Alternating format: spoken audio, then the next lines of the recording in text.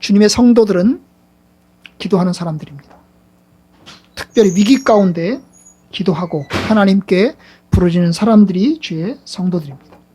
우리는 하나님이 살아계신 것을 믿습니다. 그리고 자기를 찾는 자들에게 상 주시는 이심을 우리는 믿습니다. 그리고 그걸 믿고 기도합니다. 그리고 믿어야 기도할 수 있습니다. 하나님께서 우리의 부르짖음에 응답하시고 선하게 인도하시기를 바랍니다. 여러분들의 기도에, 우리 모두의 기도에 선하게 응답하시기를 바랍니다. 사실 우리는 고난 속에서 삽니다. 우리 한국 기독교 역사도 역시 고난의 역사였고 부르짖음의 역사였습니다. 그리고 또한 하나님의 은혜의 역사였고 주의 돌보심의 역사였습니다. 기독교가 들어올 때 한국은 매우 어려웠습니다. 그 당시에 이제 외세가 여기저기에서 침략을 하고 있었습니다. 국내적으로는 지도층이 부패하고 있었습니다. 그리고 서민층은 너무나 살기 힘들었습니다. 신분차별이 존재했습니다. 이 모든 것들이 힘들었어요. 우리나라에서 기독교는 한국 사람들에서 시작이 됐습니다. 복음이 들어오기 전에, 선교사가 들어오기 전에 외국에 나갔던 장사꾼들이 예수를 믿게 됐습니다.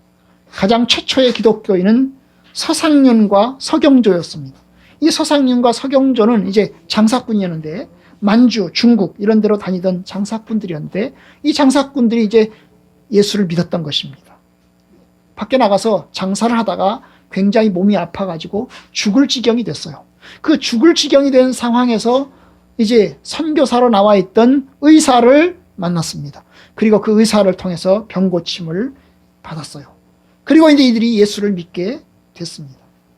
그리고 이제 예수를 믿고 난 다음에 어떻게 합니까? 우리나라로 복음을 가지고 들어옵니다. 우리나라로 들어오지 못한 로스라고 하는 선교사가 있었는데 이 로스라고 하는 선교사가 중국에서 한국말로 된, 우리나라 말로 된 이제 성경을 번역을 했습니다. 이 사람은 로스 선교사는 스코틀랜드 사람인데 우리나라에 들어오고 싶었습니다. 그런데 그 당시 쇄국 정책으로 외국 사람들이 들어오는 것을 막고 있었기 때문에 들어올 수가 없었어요. 그래서 할 수 없이 이제 중국에서 한국 사람들을 만나서 이 서상윤, 서경조 이런 사람들의 도움을 얻으면서 성경을 이제 번역을 한 겁니다. 성경을 번역해서 마태복음, 마가복음 이런 거를 이제 쪽복음을 이제 번역을 한 것입니다. 그 번역된 이 쪽복음을 가지고 서상윤과 서경조가 그것을 가지고 들어왔습니다. 이 사람들은 들어오기 전에 중국에서 세례를 받았습니다. 그리고 이제 와가지고 자기 고향으로 돌아간 것입니다. 자기 고향으로 돌아가서 이제 거기에 교회를 세웠어요. 그것이 소래교회입니다. 황해도에 있는 교회입니다. 최초의 자생교회입니다. 일반적으로 교회는 선교사가 들어와서 목사가 들어와서 교회를 세우는 게 맞는데 여러분 목사도 아니고 선교사도 아닌 일종의 평신도가 와서 이제 교회를 세운 겁니다. 그리고 이 서상윤, 서경조 이 사람들이 매주마다 예배를 드리면서 동네 사람들에게 전도를 시작을 했어요. 그리고 주일 예배에 인도까지 이 사람들이 했습니다. 이것이 1883년입니다. 선교사가 들어오기 1년 전이에요. 선교사가 들어오기 1년 전. 그리고 그 1년 후에 우리나라에 선교사가 들어왔어요. 가장 최초의 선교사는 감리교 선교사와 장로교 선교사가 같이 들어왔어요. 그래서 이제 감리교 선교사, 장로교 선교사가 같이 가장 최초로 들어왔고 가장 먼저 세워진 감리교회는 정동 감리교회입니다. 가장 최초의 교회입니다. 그리고 이제 두 번 장로교회는 이미 1년 전에 세워져 있었고 한국 사람에 의해서 교회가 세워져 있었고 그 다음에 이제 선교사가 들어와서 세운 가장 첫 번째 교회는 세문안교회입니다. 가장 오래된 교회죠. 그죠? 오래된 교회입니다. 어쨌든 이제 우리나라에 들어온 선교사 여기저기에서 들어왔어요. 감리교도 들어왔고 장로교도 들어왔어요. 가장 최초의 선교사는 감리교 선교사와 장로교 선교사가 같이 들어왔어요. 그런데 우리는 이제 우리 관심사는 장로교 다니니까 이 장로교 이야기를 조금 하려고 하는데요. 여러분 장로교회는 선교사가 4개로부터 들어왔어요. 4개로부터. 미국의 북장로교, 그 다음에 호주 장로교, 그 다음에 미국의 남장로교회. 아니 미국에 무슨 장로교회가 2개야? 북장로교, 남장로교에서 여러분 아시는 대로 이 북장로교, 남장로교는 이제 이게 미국은 뭡니까? 북군과 남군이 전쟁을 했잖아요. 그죠? 이 교회 나눠진 거죠. 그래서 이제 북장로교회가, 북쪽에 있는 북장로교회가 있고, 남장로교회는, 북장로교회는 노예제도를 인정하지 않는, 소위 노예제를 인정하지 않는 장로교회고, 그 다음에 남장로교회는 노예제도를 인정하는 교회. 그죠? 그래서 이 노예제도 문제를 가지고 결국 내부적으로 전쟁을 했잖아요. 그죠? 전쟁을 해서 결국 북군이 이겼잖아요. 북군이 이겼어요. 그죠? 북군이 이김으로 해서 노예제도를 폐지시키는 방향으로 이제 갑니다. 그 다음에 마지막이 이제 캐나다 장로교회죠. 그러니까 순서는, 우리나라에 들어온 순서는 가장 먼저 북장로교회 선교사가 들어왔어요. 그 다음에 호주 장로교회, 남장로교회, 그 다음에 캐나다 장로교회. 이 순서로 이제 들어왔습니다. 가장 최초의 선교사, 알렌 선교사인데, 이 알렌 선교사가 의사예요. 의사예요. 가장 최초의 선교사. 그 다음 두 번째로 거의 같이 들어왔는데, 언더우드 선교사. 언더우드 선교사가 이제 들어와서 세문안교회와 이제 연세대학교를 만든 거죠. 연세대학교를 만들었어요. 알렌과 함께 이제 연세대학교, 그 다음에 세브란스 병원을 이제 만든 거죠. 어쨌든, 언더우드 선교사가 이제 1884년에 들어왔습니다. 그리고 이제 북장로 선교사들이 무더기로 들어오기 시작합니다. 헤론 같은 의사 선교사들이 이제 들어와가지고 이제 선교 활동을 시작을 합니다. 두 번째로 들어온 데가 이제 호주 장로교회입니다. 이 호주 장로교회가 이제 89년에 들어왔어요. 1889년에 우리나라에 들어왔어요. 이제 처음에 들어온 이 형제는 메리하고 이제 그 다음에 이제 데이비스하고 이제 두 사람이 들어왔는데 두 사람이 들어왔습니다. 그런데 들어와서 얼마 되지 않아서 죽었어요. 이제 우리나라에 들어왔는데 이제 결핵 천연두가 돌고 있었는데 결핵과 천연두에 의해서 결국은 이제 둘 다 죽었습니다. 그리고 1891년에 이제 맥키라고 하는 사람의 부부 등 세 가정이 이제 우리나라에 들어왔죠. 두 번째가 이제 호주 장로. 세 번째 들어온 게 이제 남장로교입니다. 이 언더우드 선교사가 이제 안식년을 맞아서 미국으로 들어갔어요. 그리고 이제 우리 조선이죠. 그 당시 조선의 선교에 대해서 여기저기 이야기를 간증하러 돌아다니고 있는데 그 간증하러 돌아다니는 상황 속에서 이제 한 사람이 은혜를 받은 겁니다. 그래서 나도 선교사로 나가야 되겠다. 이게 이눌스 선교사입니다. 이눌스 선교사가 이제 우리나라의 세 번째로 남장로교회에서 이제 보냄을 받아서 우리나라에 들어갔습니다. 그리고 이제 제일 마지막에 들어온 것이 1898년 게일 선교사. 이 게일이라고 하는 사람이 캐나다 선교사로 이제 우리나라에 들어오게 됐습니다. 그렇게 해서 우리나라 장로교회는 북장로교회, 호주 장로교회, 그 다음에 남장로교회, 그 다음에 캐나다 장로교회 4개로 들어왔어요. 선교사들이 들어와서 이 사람들이 이제 결성한 것이 뭐냐면 선교사들의 조직을 만들었어요. 선교사 조직을 이 4개의 선교사들이 다 같이 모여가지고 우리는 이 나라에는 장로교회 한 개만 만들자. 장로교회 한 개만 만들자. 우리는 캐나다 왔으니까 우리는 캐나다 장로교회 만들고 우리는 미국 북장로교회 왔으니까 북장로교회 만들고 이렇게 안 하고 이 사람들이 모여가지고 우리는 조선에는 장로교회를 한 교파만 만들자. 이렇게 협의를 했어요. 그럼 어떻게 할 거냐? 전도 활동을 어떻게 할 거냐? 그럼 전도 활동도 지역을 좀 나누자. 그렇게 해가지고 이제 북장로교회는 서울이 이제 세문안교회 있다고 그랬죠? 북장로교회 서울, 청주, 안동, 대구, 평양. 그래서 이제 평안도하고, 그 다음에 서울하고, 경상도 쪽, 경상북도의 쪽을 중심으로 해서 이제 충청도 일부하고, 이렇게 해서 거기를 북장로교회가 맡기로 했어요. 호주 장로교회. 이 호주 장로교회 역시 이제 지역을 또 맡았습니다. 그리고 이제 남장로교회는 이제 전라도를 맡았어요. 전라도를 맡았고, 호주 장로교회는 부산, 경상남도 부산, 마산 이쪽을 이제 이 경상북도는 북장로교회가 하고, 경상남도 쪽은 이제 이제 호주 장로교회가 맡았어요. 캐나다 장로교회. 이 캐나다 장로교회는 함경도 쪽을 맡았어요. 그러니까 북쪽이죠. 지금의 북한의 함경도 저쪽 오른쪽 구석, 저 위쪽을 이제 맡았어요. 그래가지고 이제 선교사들이 지역을 구분해가지고 전도 활동을 시작하게 됐습니다. 그리고 이제 이 사람들이 선교사들의 조직, 미션 공회를 이제 만들었죠. 그리고 이제 이 사람들이 또 모여가지고 이제 장로교 공회를 이제 만들게 되었던 것입니다.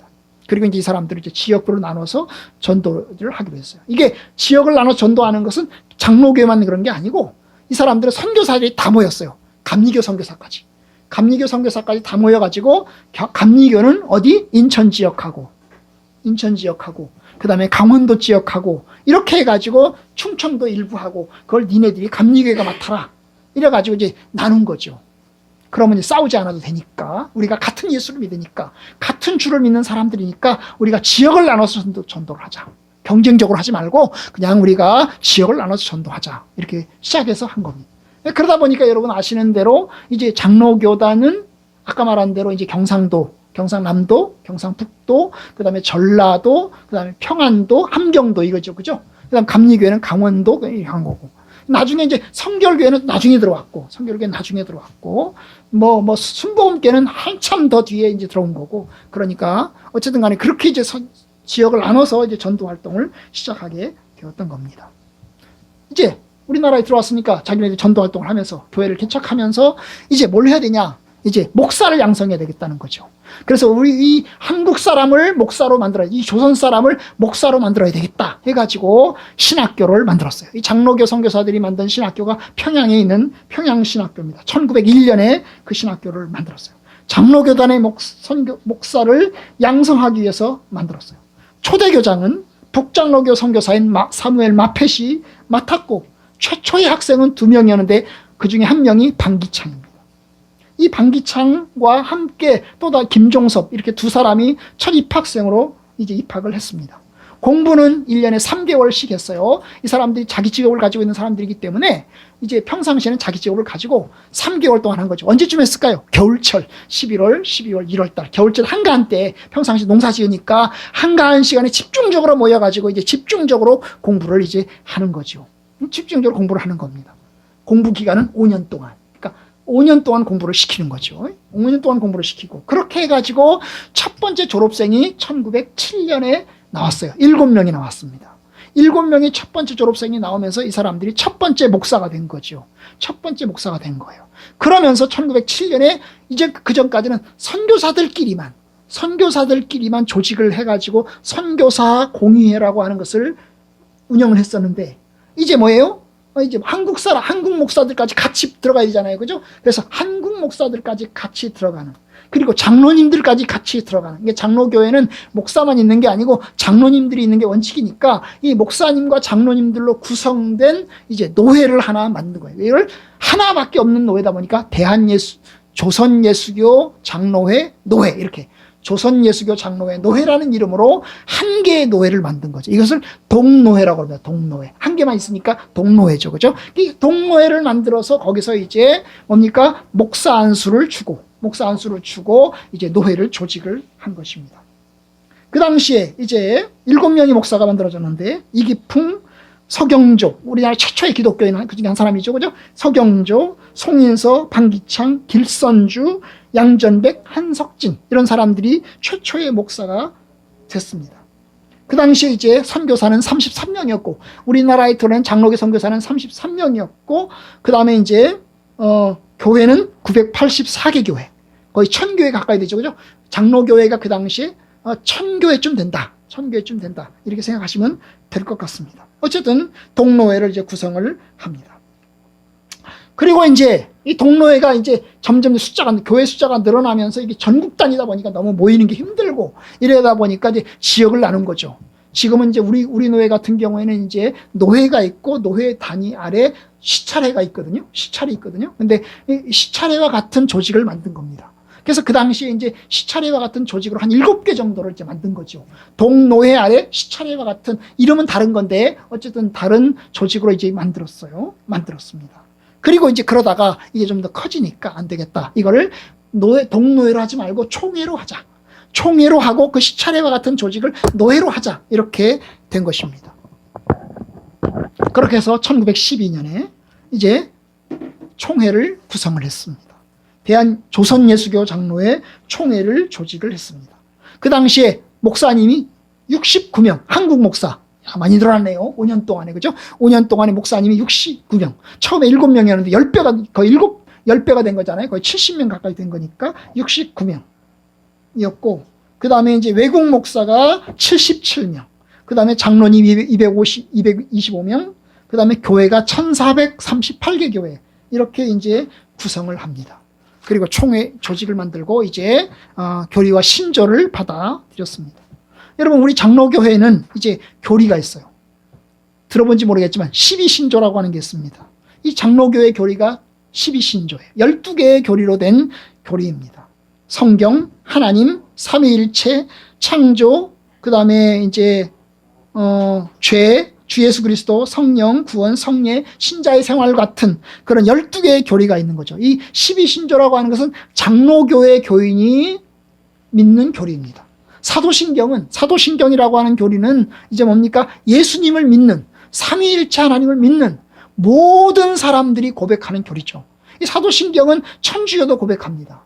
그 다음에 동방정교회도 고백합니다. 그 다음에 개신교회도 고백합니다. 개신교 안에 장로교도 있고 성결교도 있고 루터교도 있고 성공회도 있고 여러 개의 그 교단들이 있습니다. 구세군도 있습니다. 이 사람들은 다 삼위일체 교리를 고백합니다. 그런데 이건 이제 삼위일체 교리는 그야말로 예수 그리스도를 믿는 모든 조직이 고백하는 교리이고, 그 다음에 장로교회가 고백하는 교리가 있는데 바로 그것이 12신조입니다. 이 12신조는 우리나라가 만든 건 아니고 인도 장로교회가 만들었어요. 인도 장로교회가 1904년에 이제 만들었어요. 근데 선교사들이 이제 그걸 보면서 12신조를 보면서, 인도 장로교회가 만든 12신조를 보면서, 이거 우리나라 이 조선에도 갖다 쓰면 좋겠다. 내용이 괜찮거든요. 그래서 이걸 조선에 갖고 왔어요. 그리고 이제 조선교회에다, 그 당시 조선 예수교 이제 교회에다가 이제 이것을 이제 내놓은 것입니다. 그래서 총회가 그것을 받아들이기로 결의했어요. 글씨 하나 안 바꾸고, 토씨 하나 안 바꾸고, 그대로 받아들이기로 했습니다. 또 하나가 있는데, 웨스트민스터 신도 개요서, 그리고 대소요리 문답이 있습니다. 이것은 1643년부터 1649년 사이에, 지금부터 몇 년 전에, 거의 400년, 500년 전에 만들어진 것인데요. 영국 웨스트민스터 회의에서 작성된 개혁파 교리입니다. 원래 이 영국이라고 하는 나라는 천주교 국가입니다. 천주교 국가인데 여기서 이제 개혁파가 생겨난 것입니다. 영국은 아시는 대로 잉글랜드가 있고 스코틀랜드가 있고 뭐 이랬잖아요. 그죠? 근데 스코틀랜드가 이제 철저하게 장로교를 믿는 사람들이 모여있는 조직인 국가입니다. 근데 잉글랜드는 지금 성공회가 좀 줄을 이루고 있죠. 그죠?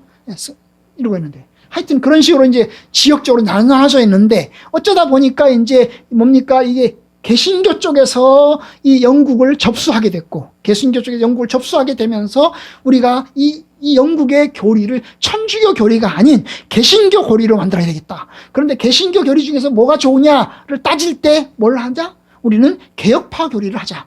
개혁파 교리를 하자고 정한 겁니다.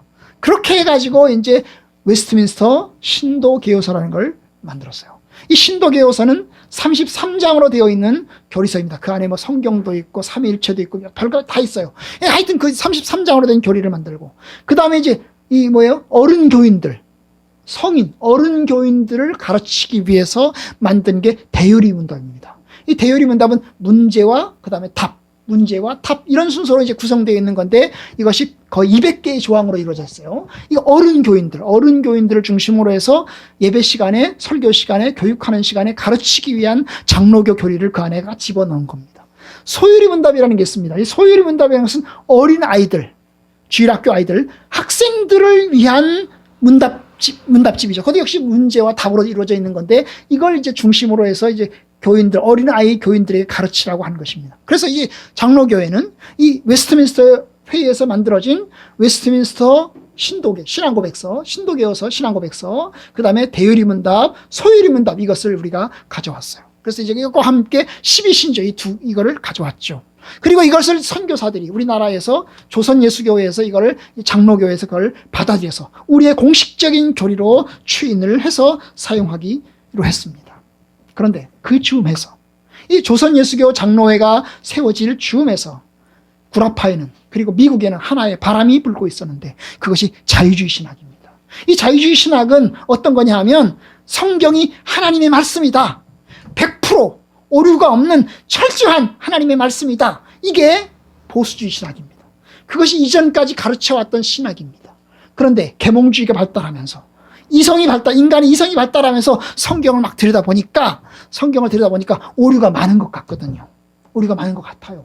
여러분이 성경을 비교를 좀 해보면, 어떤 데는 7만 명이 죽었다고 하는데, 어떤 데는 5명이 죽었다고 하는 성경 구절도 있어요.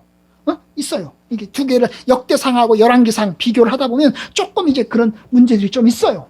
그래서 이게 착각이지 않냐, 착각이지 않냐. 이래가지고 성경에 오류가 있냐 없냐 이 문제를 가지고 논쟁을 하는 와중에 인간의 이성적으로 쭉 생각해 보니까 성경이 좀 오류가 있긴 있어. 하나님 말씀이긴 해. 하나님 말씀이긴 한데 오류가 좀 있긴 있는 것 같아. 그걸 받아들인 거예요.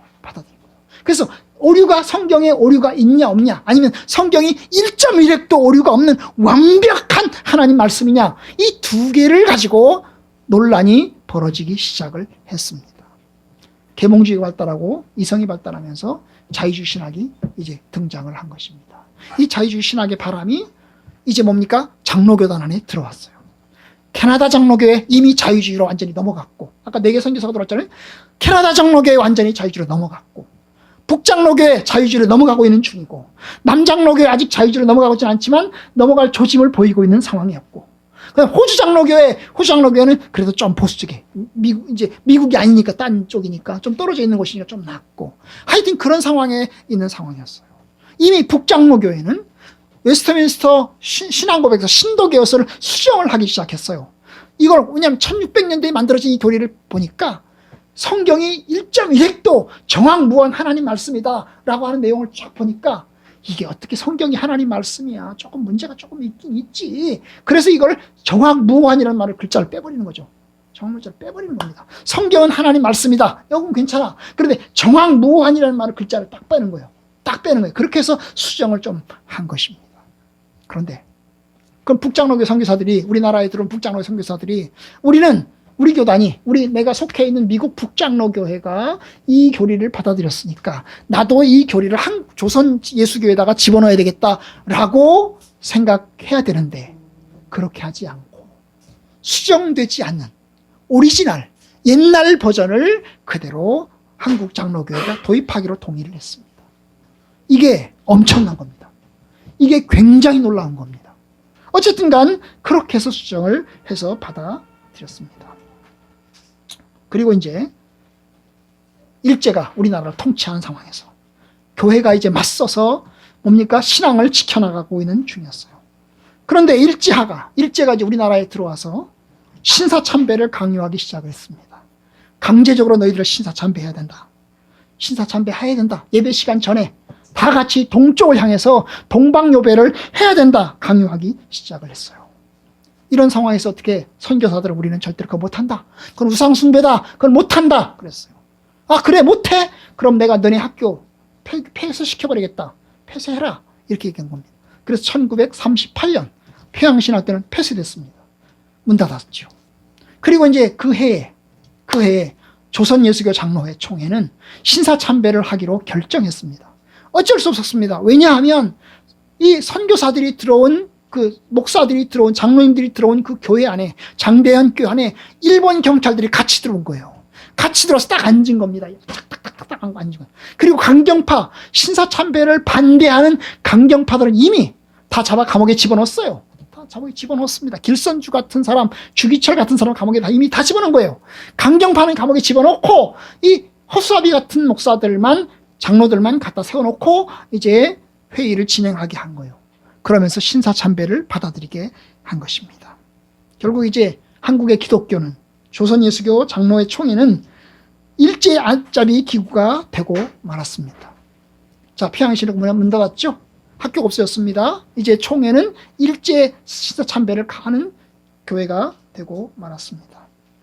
자, 이 상황에서 이제 어떻게 합니까? 우리 안에서 신학교가 하나 만들어집니다. 평양신학교 대신에 서울에다가 조선신학교라고 하는 걸 만듭니다. 이 조선신학교는 한국 사람이 만든 학교입니다. 평양신학교는 선교사가 만든 학교고, 그런데 문을 닫았고, 조선신학교는 한국 사람이 만들었어요. 근데 이 한국 사람들이 어떤 사람들이냐? 평양신학교 교수들이에요. 평양신학교 교수들인데 그 당시 평양신학교도 역시 자유주의 바람이 들어와서 그 안에 내부적으로 굉장한 논쟁이 붙었습니다. 그 중에 한 사람이 김재준하고 채필근입니다. 이 김재준, 채필근은 성경은 오류가 조금 있는 것 같다. 오류가 좀 있는 것 같다라고 주장했던 사람들이에요. 그래서 평양신학교에서 쫓겨났어요. 평양신학교에서 쫓겨난 사람들이 서울에다가 조선신학교를 만든 겁니다. 그리고 일제랑 어떻게 하겠죠? 협조를 해야 되겠죠, 그죠? 협조를 해야 되는 겁니다. 협조를 해야 되는 거죠. 이렇게 해서 조선신학교가 만들어졌습니다. 이제 해방이 됐습니다. 해방이 되고 나서 이제 장로교회는 큰 혼란에 빠지게 됩니다. 왜냐하면 감옥에서 나온 사람들, 한상도 같은 감옥에서 신사참배를 반대하다가 감옥에 갇혀서 몇 년 동안 살다가 나온 사람들, 그리고 신사참배를 한 사람들하고 둘이 이제 내부적으로 막 갈등이 생겨서 시끄럽게 됐습니다. 어쨌든 이런 상황에서 혼란을 겪다가 결국 교단이 두 개로 나눠집니다. 두 개로 나눠지고 신학교가 두 개로 나눠집니다. 아시는 대로 예장과 기장입니다. 예수교 장로회, 기독교 장로회. 이 조선신학교는 어디입니까? 한신대학입니다. 지금의 한신대학. 이 한신대학, 한국신학대학이죠. 이 한신대학이 이제 기장입니다. 기장 측입니다. 신사참배를 허용했던 교회. 그리고 성경은 좀 문제가 있다고 보는 교단입니다. 그 다음 예장. 예장은 신사참배를 반대했죠. 물론 한 사람들도 있어요. 그러나 성경은 무한 하나님 말씀이라고 주장을 했던 사람들이 만든 학교입니다. 그리고 그런 교단이에요. 그런데 그 안에도 내부적으로 또 내부적으로 논쟁이 붙었습니다. 왜냐하면 성경의 무언은 동일한데 뭐가 있냐? 신사참배를 한 걸 가지고 문제가 된 거죠. 신사참배를 협조했냐 반대했냐 이걸 가지고 문제가 됐어요. 그래서 교단이 두 개로 또 나눠졌어요. 학교가 두 개로 나눠졌어요. 그게 이제 고신대입니다. 고신 측, 부산 고신 측. 이 고신대 측이죠. 이 고신대 측은 신사참배를 반대했던 사람들만 모였어요. 우리는 감옥에 갔다 온 사람들이다. 영광의 별을 가지고 있다. 전과자. 영광의 별을 가지고 있는 사람들이에요. 우리 신사참배를 강력하게 반대했던 사람들이에요. 엄청나게 자부심을 가지고 있는 사람들이죠. 자부심을 가지고 있는 사람. 그런데 이제 예장은 신사참배를 반대했긴 했던 사람도 있고 찬성했던 사람도 있어요. 좀 자숙을 하긴 했죠. 그렇지만 어쨌든 간에 우리는 조금 더 온유하게 좀 이 신앙생활을 해나간다. 이런 사람들이 예장이었어요. 그런데 그 예장이 두 개로 나눠집니다. 1959년도에 또 나눠져요. 왜? 6.25가 끝나고 난 다음에 학교를 지어야 되는데 이 학교를 짓는 문제를 가지고 뭐예요? 여기저기 모금을 해야 되는데 모금을 하는 과정에서 사기를 당한 겁니다. 사기를 당한 일이 일어나요. 이 사기를 당한 일 때문에 뭡니까? 내부적으로 논란이 막 시끄러웠습니다. 그리고 또 그 즈음에 또 하나가 있었는데 WCC라고 하는 에큐메니칼 운동, 세계 에큐메니칼 운동에 참석할 거냐 말 거냐 이걸 가지고 내부적으로 논쟁이 붙었습니다. 우리는 찬성해야 된다. 우리는 에큐메니칼 운동 반대해야 된다. 그래서 반대파와 찬성파가 이제 나눠졌어요. 이 두 개가 다 섞여 있는 겁니다. 결국 그렇게 해서 장로교단은 이제 통합 측과 합동 측 두 개로 딱 나눠집니다. 통합 측과 합동 측을 두 개로 나눠져요. 이게 1959년이죠. 그런데 이제 그 당시 선교사들은 99% 통합 측의 손을 들어줍니다. 왜냐하면 이 선교사들은 에큐메니칼 운동을 찬성하는 사람들이에요. 에큐메니칼 운동을 해야 된다. 세계교회 다 연계해야 된다. 그래서 우리는 통합 측에다가 몰아주겠다 한 겁니다. 그래서 통합 측에다가 선교사들이 손을 들어주니까 선교사들이 가지고 있던 모든 재산이 통합 측으로 다 갑니다. 아시는 대로 세브란스 병은 통합 측이 가져갔죠.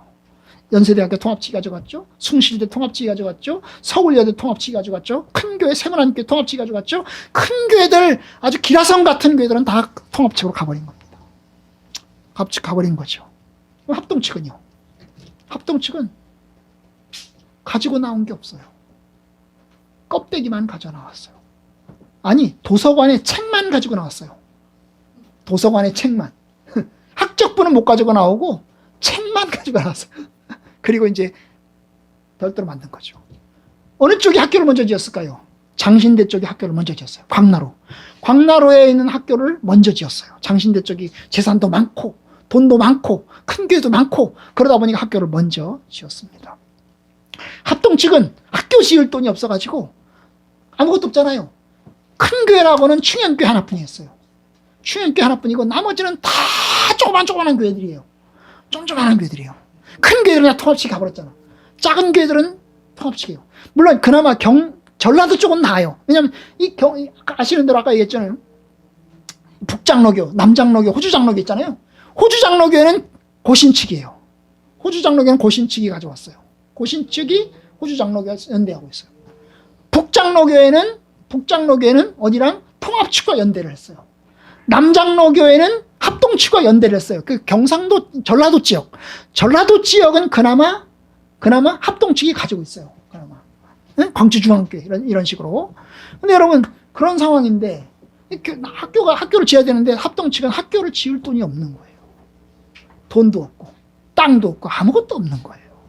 그러니까 학교가 없으니까 이 교회 저 교회 돌아다니면서 거기서 수업을 하는 거예요. 수업하는 거예요. 여러분 이런 상황에서 어떻게 합니까? 우리 교단이 한 게 뭘까요? 우리 교단이 한 게 뭘까요? 이 상황에서 한 게 뭘까요? 기도를 시작한 겁니다. 우리 교단이 모여서 기도를 시작한 거예요. 1964년 목사님들이 2월 달에 모였어요. 2월 달에 모여서 3주간 동안 목사님들이 기도회를 가진 거예요. 이것이 목사기도회. 최초의 한국 목사님들이 3주간 동안 모여가지고 목사기도회를 가진 거예요. 하나님, 우리 교단을 불쌍히 여겨주십시오. 하나님, 우리 교단이 신학교도 없습니다. 어떻게 해야 되겠습니까? 하나님 도와주십시오. 그리고 3월 달에 장로님들이 모였어요. 장로님들이 모여가지고 장로기도회를 시작하는 거예요. 장로기도회를.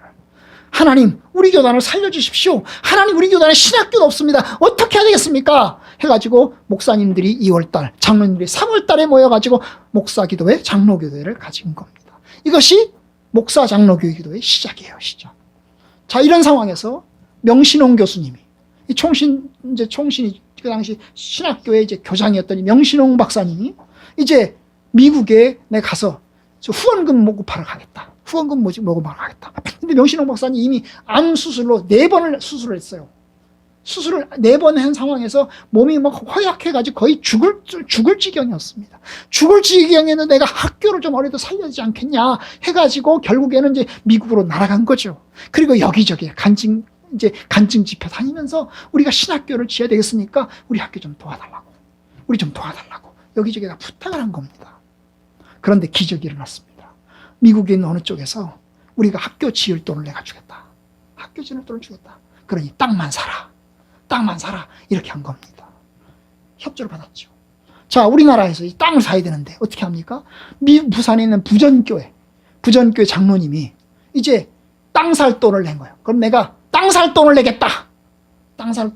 해가지고 사당동 땅을 산 거예요. 그 땅 살 돈을 200만 원인가 냈대요. 그 200만 원 가지고 지금 사당동 학교 땅을 산 거예요.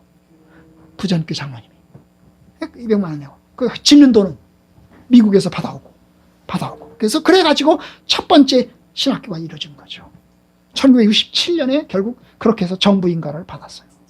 그것이 이제 그 당시에는 총회신학대학이었고 지금은 총신대학이고 그렇게 해서 우리 교단 신학교가 이제 지어졌습니다. 그리고 이제 첫 번째는 목사기도회가 따로 장로기도회가 따로 있는데 우리 교단이 할 수 있는 건 아무것도 없다. 고신측처럼 명예와 자부심이 있는 것도 아니고 통합측처럼 재산이 있는 것도 아니고 우리가 할 수 있는 건 아무것도 없으니까 껍데기 아무것도 없으니까 우리는 하나님께 기도하는 것밖에 없겠다. 우리는 기도를 하자. 이래가지고 뭐랍니까? 기도회를 이제 계속해서 가지기로 했어요. 그리고 매년마다 목사, 장로 기도회로 모입니다. 첫 번째는 목사님 기도회, 장로님 기도회가 따로 있다고 그랬죠. 두 번째부터는 같이 모입시다. 목사님과 장로님들이 같이 모입시다. 이래가지고 같이 모여서 기도하는 기도 시간을 갖게 된 거예요. 올해로 64회예요. 64회. 여러분, 장로교단에서, 아니, 우리 개신교 한국 기독교 안에서 목사 장로 기도회를 갖는 교단은 합동측밖에 없습니다. 통합측도 그런 거 안 해요. 기도회 안 해요. 합동측만 매년마다 기도회를 가집니다. 이것이 우리의 역사입니다. 우리 역사입니다. 왜 그랬을까요?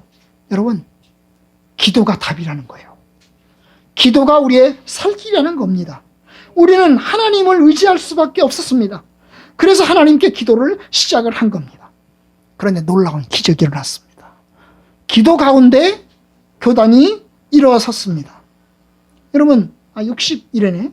60일에 목사 장로 기도회로 오는 동안에 우리 합동 측이 얼마나 컸냐? 여러분, 교회 수로 치면 합동 측이 많을까요? 통합 측이 많을까요? 합동 측이 더 많아요.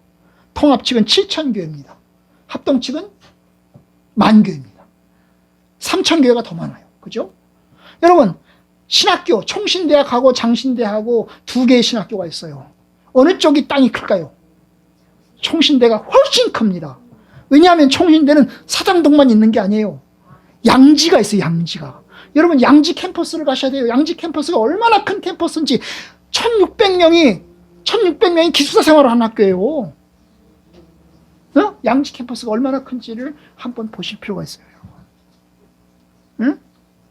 장신대는, 저도 장신대를, 이제 THM 대학원을 장신대를 졸업했지만, 장신대는 코딱지만한 학교예요.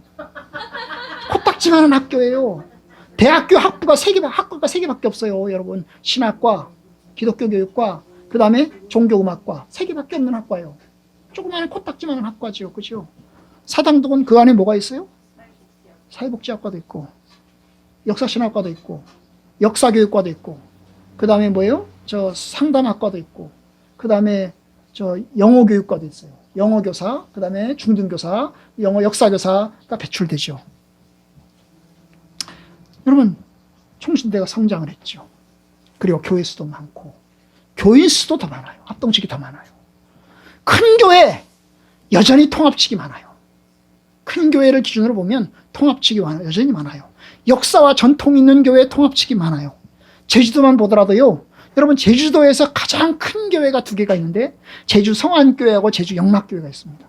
이 제주 성안교회와 제주 영락교회가 다 통합측입니다. 엄청나게 큰 교회예요. 그럼 제주도에서 제일 큰 교회가 뭐냐? 제주 동신교회. 조그마한 교회야. 그 제주도는요, 합동측 교회가 몇 개 안 돼요. 30개밖에 안 돼요. 그리고 뭐예요? 큰 교회도 별로 없어요. 큰 교회도 없어요. 큰 교회도 없어요.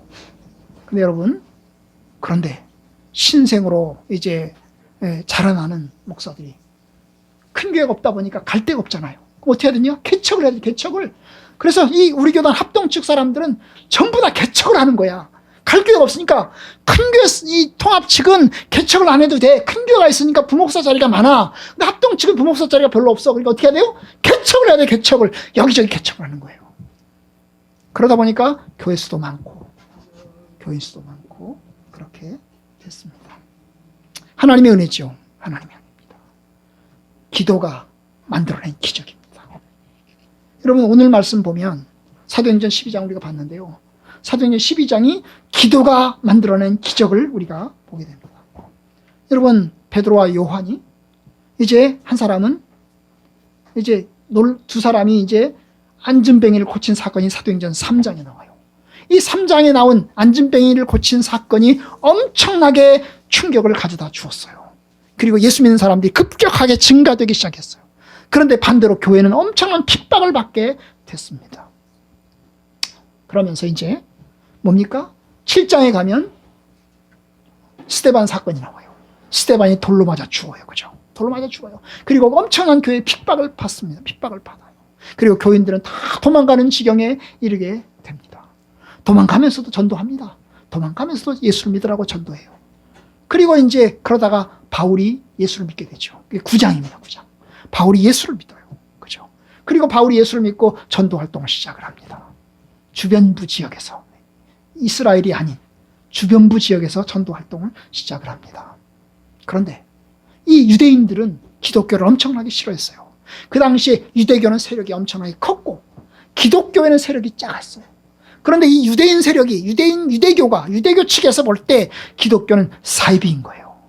저놈들은 그냥 두면 안 되는 거예요. 그래가지고 정치권에다가 줄을 대가지고 사바사바하고 요구를 한 거죠. 결국 그렇게 해서 어떻게 합니까? 이 오늘 본문에 보면 헤롯 왕이 어떻게 합니까? 기독교를 핍박하기 시작을 합니다. 헤롯 왕이 기독교를 핍박하기 시작하고, 그래서 어떻게 합니까? 2절에 보니까 야고보를 죽여요. 이 야고보는 12제자 중에 한 사람이에요. 예수님의 12제자 중에 한 사람인데 야고보가 결국 헤롯 왕에 의해서 죽습니다. 죽어요. 자, 헤롯 왕이 야고보를 죽였는데, 이걸 유대교가 보니까 너무나 기쁘거든요. 엄청나게 잘하고 있거든요. 오, 헤로드 왕 엄청나게 잘하고 있네. 박수! 이렇게 치니까 헤로드 왕이 기분이 좋아졌죠. 그래. 내가 야고보를 죽이니까 유대교가 좋아하네. 그럼 내가 유대교 편을 좀 더 들어줘야지. 왜냐? 그들에게 협조를 얻어서 세력을 얻길 원하는 거랑 똑같은 거예요. 여러분, 정치하고 종교는 이렇게 왔다 갔다 하는 겁니다. 정치하고 종교는 왔다 갔다 하는 거예요. 그죠? 그래서 정치는 종교에게 잘 보이려고 애쓰고, 그리고 종교는 계속해서 요구를 하는 겁니다.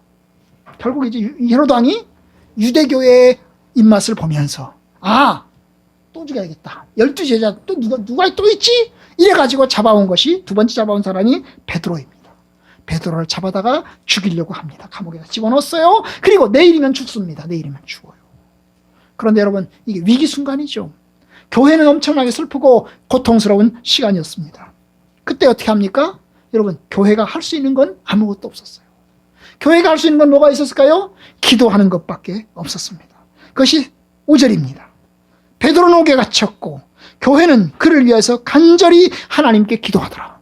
그들이 할 수 있는 것, 교회가 할 수 있는 것은 하나님께 간절하게 기도하는 것밖에 없었습니다. 그런데 이 기도가 놀라운 기적을 일으킵니다. 바로 헤롯이 죽이려고 하는 그날, 헤롯이 베드로를 죽이려고 하는 그날 아침 새벽에 어때요? 그날 밤에, 그 전날 밤에 어때요? 베드로가 잠을 자고 있는데 주의 천사가 나타나서 감옥문을 열고, 그리고 베드로의 수갑을 풀어내고 밖으로 이끌어냅니다. 베드로도 믿지 못합니다. 이게 도대체 무슨 일인가 싶어서 제정신이 아닙니다. 어쨌든 시키는 대로 하긴 합니다. 어쨌든 나왔죠. 생시인가 꿈인가 환상인가 생각하면서 나왔습니다. 그리고 감옥에서 나왔습니다. 어디로 왔을까요? 제자들이 모여있는 곳, 그 집으로 쫓아갔는데, 마가 요한의 집으로 쫓아갔는데, 여전히 마가 요한의 집에 있는 사람들은 뭘 하고 있었어요? 기도하고 있었습니다. 12절. 마리아의 집에 가니 여러 사람이 거기에 모여 기도하고 있더라. 엄청나게 세게 기도하고 있던 겁니다. 풀려났죠. 그래서 문을 두들깁니다. 똑똑똑똑. 안에 있는 사람이 나왔어요. 계집아이가 나왔습니다. 보더니 베드로인 걸 보고 깜짝 놀라서 쫓아가가지고 베드로가 지금 나왔습니다. 베드로가 왔습니다. 그 안에 있던 사람들은 뭔 소리냐? 베드로 감옥에 갇혔는데 이게 제정신이 아니냐? 아니다. 아니에요, 베드로예요. 진짜 베드로예요. 진짜 베드로라고요. 결국 그럼 천사가 왔나? 뭐 이런 상황입니다, 여러분. 결국 어떻게 합니까? 결국 이 사람들이 베드로인 걸 확인합니다. 결국 베드로가 나온 거지요. 나온 겁니다. 여러분, 하나님의 은혜가 기적을 만들어냈고 기도가 기적을 만들어냈습니다. 여러분, 베드로가 어떻게 감옥에 나올 수 있었을까요? 어떻게 베드로가 그 감옥에서 죽지 않고 살아나올 수 있었겠습니까? 여러분, 그것은 기도가 답입니다. 기도가 답이에요. 하나님이 살아계시니 그를 찾는 자에게 응답하시니 기적으로 은혜로 인도하신 것입니다. 그들이 얼마나 기도했을까요? 몇 날을 기도했는지 모릅니다. 그들은 기도할 수밖에 없었습니다. 그리고 열심히 기도했어요. 할 수 있는 거라고는 기도하는 것밖에 없었기 때문에 기도했습니다. 뭐 정치권에 줄을 달 수도 없고 줄을 댈 수도 없고 정치권에 뇌물을 갖다 바칠 수도 없습니다. 어쩐지 열심히 기도하는 것밖에 없었습니다. 그런데 하나님이 살아계셔서, 하나님이 목석이 아니셔서, 살아계신 하나님이셔서, 귀가 없는 신이 아니고 귀가 있는 분이셔서, 우리의 기도를 다 들으시는 분이셔서, 여러분, 하나님께서 베드로를 풀어내십니다. 여러분, 기도가 답입니다. 초대교 역사, 기도가 답이었습니다. 우리 장로교단의 역사, 기도가 답이었고, 초대교회 역시 기도가 답이었습니다. 아니, 하나님이 답이었습니다. 하나님이 답이죠. 우리의 답은 하나님밖에 없는 겁니다. 여러분, 맞아요. 하나님의 답이십니다. 하나님께 기도하고 나아가야 하는 겁니다. 위기 가운데 있으면, 고난 가운데 있으면 특별히 더더욱 하나님께 기도하고 나아가야 합니다. 물론 항상 하나님이 기적을 베푸시는 건 아닙니다. 항상 하나님께서 기적으로 돌보시는 것은 아닙니다. 여러분, 야고보도 죽었습니다. 스데반도 죽었어요. 하나님이 기적을 베푸시는 일이라면, 아니 야고보도 죽지 않고 살게 하시고, 하나님이 기적을 베푸시는 일이라면 스데반도 죽지 않고 살게 하시고, 하나님이 기적을 베푸시는 일이라면 초대교회 성도들이 핍박받지 않고 도망가지 않고 그냥 평안하게 축복받으면서 신앙생활 하게 하실 수도 있지 않겠습니까? 그런데 하나님은 핍박받게 하셨고, 고난당하게 하셨고, 죽임당하게 하셨습니다. 여러분, 거기에도 뜻이 있는 겁니다. 하나님의 뜻이 있는 줄로 우리가 믿을 수밖에 없는 겁니다. 하나님이 도대체 왜 그들에게 고난을 허락하시는가? 하나님이 왜 성도들에게 핍박과 그리고 큰 어려움을 허락하시는가? 우리는 그 이유를 잘 모릅니다. 모든 것은 하나님의 뜻 안에 있는 것을 믿을 수밖에 없습니다. 어쨌든 핍박 때문에 교회는 흩어지게 됐고, 핍박 때문에 성도들은 도망가게 됐고, 핍박 때문에 성도들은 죽임을 당하게 됐어요. 그런데 여러분, 죽임 당하면서도 포기하지 않았습니다. 죽임 당하면서도 신앙을 포기하지 않았고, 죽임 당하면서도 예수 전도하는 걸 포기하지 않았고, 죽임 당하면서도 내가 예수님을 나의 주님이라고 고백하는 걸 포기하지 않았습니다. 마치 다니엘의 친구들처럼. 여러분, 다니엘의 친구들이 신상에, 금신상에 절하지 않았다고 풀무불에 던져지잖아요. 그런데 풀무불에 던져질 때 그들이 고백합니다.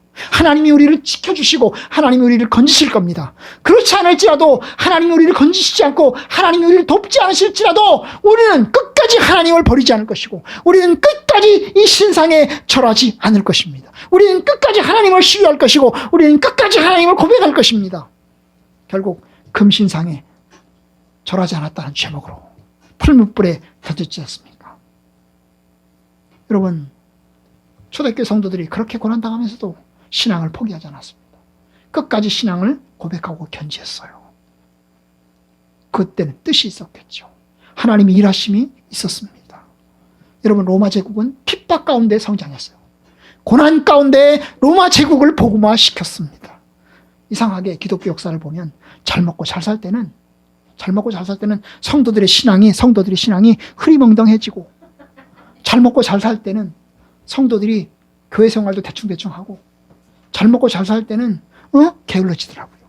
그런데 고난당하고 핍박당하면 아주 결사적으로 하나님 앞에 기도합니다. 결사적으로 기도해요. 여러분, 어느 게 좋으세요? 고난당하면서 결사적으로 기도하는 게 좋으세요? 아니면 풍족하게 살면서 좀 게을러지는 게 좋으세요? 참 고민스러울 겁니다. 그렇죠. 답은 풍족하면서 결사적으로 기도하는 게 좋겠다 생각하시겠죠. 맞아요. 저도 그렇게 되길 원합니다. 저도 그렇게 되길 원합니다. 여러분, 이제 말씀 뵙겠습니다. 좀 길었습니다만은 기도가 답입니다. 기도하는 것밖에 없습니다. 기도가 기적을 일으키고, 기적이 기적을 만들어냅니다. 아니, 하나님이 답입니다. 하나님이 기적을 만들어내고 하나님이 문제를 해결해 주십니다. 그럼 우리 성도들은 하나님께 기도해야 되지 않을까요? 당연히 하나님께 부르짖고 당연히 하나님 앞에 나아가야 되지 않겠습니까? 저와 여러분들이 그렇게 하나님께 나아가는 성도들 되기를 바랍니다. 머리를 의지하지 마시고, 여러분의 이성을 의지하지 마시고, 하나님 앞에 기도하고 하나님을 의지하는 성도들 되길 바랍니다.